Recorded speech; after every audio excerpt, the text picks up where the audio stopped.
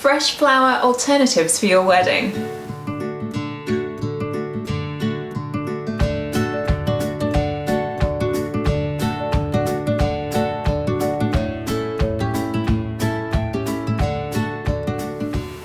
Hi, welcome back to Bride Society. I'm Laura, this is Rebecca, and today we are giving you some suggestions for alternatives to fresh flowers if you're choosing not to use them on your wedding day, whether that's for kind of budget reasons, environmental reasons, just you don't like them reasons. Hay fever? Hay fever's a big one.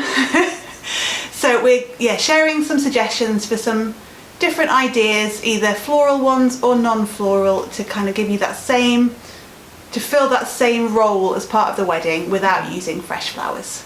Yeah. So some might be eco-friendly, some not. It's not exclusively aimed to be that, but obviously some will be more than others. So, kick things off, as it with the literal like floral roots still, but thinking dried flowers, pressed flowers, those kind of things. So obviously they are much longer lasting and can be prepped well in advance. So if you're planning to kind of do a lot of your wedding kind of hands-on yourself, that can be obviously a really big bonus in the prep time. And I think actually that comment will lend itself to basically everything in this Pretty list. much, I think. So take that as a blanket statement for the rest of this video. But yeah, that's obviously a really key factor in sort of giving you that flexibility. But yeah, and those things, they work for quite a range of styles of wedding as well.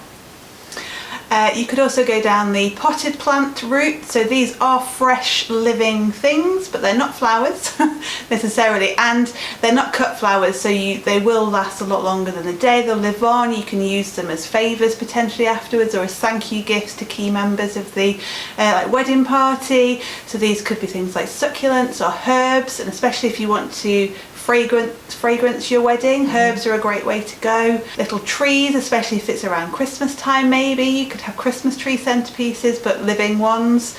And again, they can be prepped further in advance because they just need a bit of water every now and again, and will last long after the wedding as well. So faux flowers, perhaps the most obvious way to go maybe when you're thinking alternative to fresh flowers, well, faux flowers. So I guess plastic predominantly, like silk, those kind of things.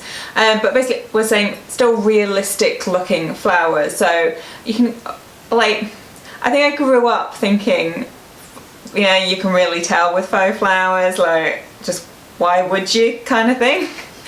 But I feel like these days that they're a very strong alternative. Yeah. So if you want that kind of long-lasting second life thing from them, because obviously there's still an environmental impact of those, like with the materials, but it's the longevity of them, as well as obviously the prep time and all that stuff we've already mentioned. But they are a very good alternative now in that you have to really study it and really feel it up to be able to tell there's any difference. And that means you can get a head start on, like, if you're doing the buttonholes, corsages, floral pocket squares, tutorial on that on our channel. Because obviously as well they're a bit more sturdy, they take a bit more of a beating than maybe a real flower. It does mean you can play around with it for those kind of things as well, a bit more yourself. So yeah, if you wanted to DIY, it's a much more forgiving route to go. But also, if you did want to go through a supplier, so either a stylist or a florist who works with faux flowers, you could potentially hire your floral decorations as well, which helps with the eco side of it, so they're reused over and over, but also there might be a slight budget friendly aspect to that. Don't quote me on that.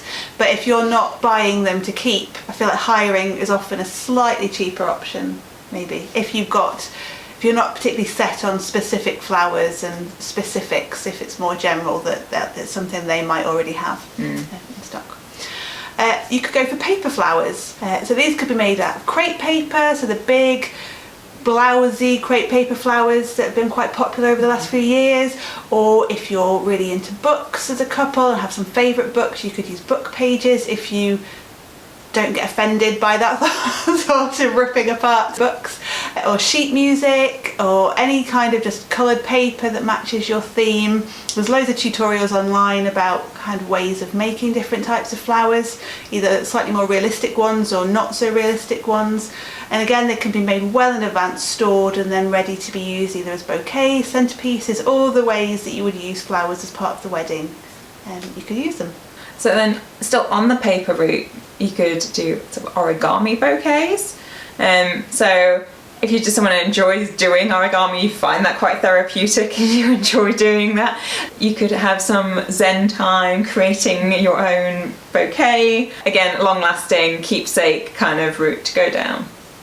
You could make fabric flowers instead, so whether that's from like lace or like hessian or silk, depending on the theme of your wedding, what might tie in well with that. Or if you were trying to think of a way that maybe to incorporate, maybe you've got offcuts from your mum's wedding dress or something like that that you maybe want to incorporate somehow into the wedding, you could turn some fabric from a meaningful outfit into flowers that you can have with you. Or if you've got family members that aren't with you anymore, maybe an item of clothing could be turned into those flowers. So there's ways, they aren't just fabric flowers, I mean you can just do that, but you could also bring some really meaningful aspects into that as well. And again, made far in advance. If you've got friends with sewing skills or however you make them, it could be part of kind of a wedding planning night or part of the hen party that you all make different fabric flowers and then you carry I went to one of those hen parties. Yeah, there you go. So a good like a crafty activity, you all get together and then you've got something for the wedding day itself as well.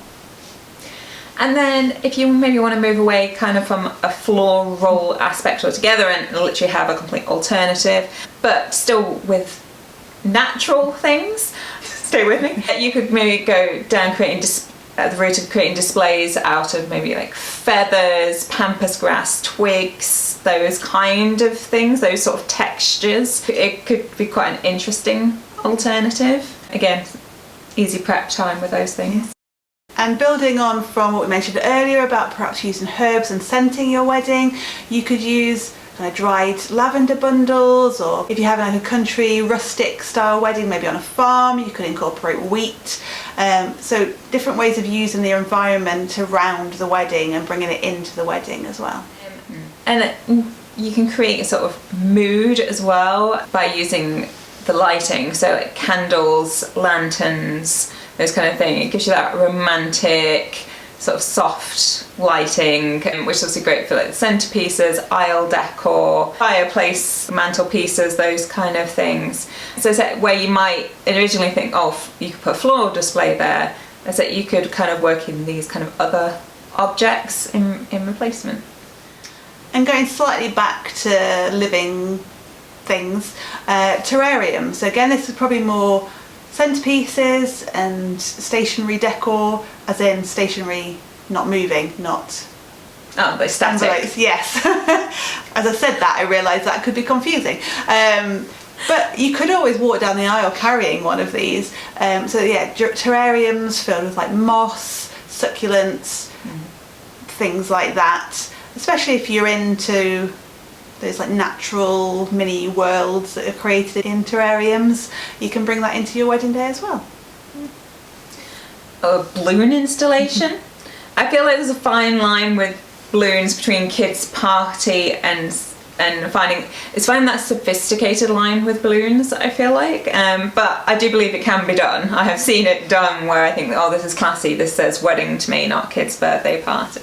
Obviously with balloons being the size and shapes and things that they are, can create quite a big visual impact quite easily and relatively cost effectively versus a floral display.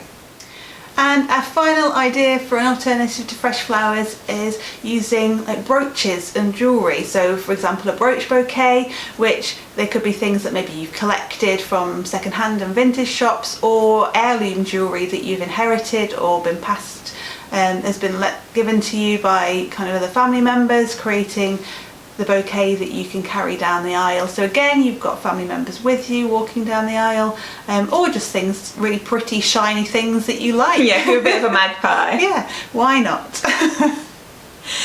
So we hope you like some of those ideas, or that sparked some inspiration for you, and you got in your mind now how the visual of how you want your wedding to be, that maybe doesn't include flowers or less of them, that's being interspersed with some of these ideas. Let us know. We'd love to hear what you're going to do, so let us know in the comments below.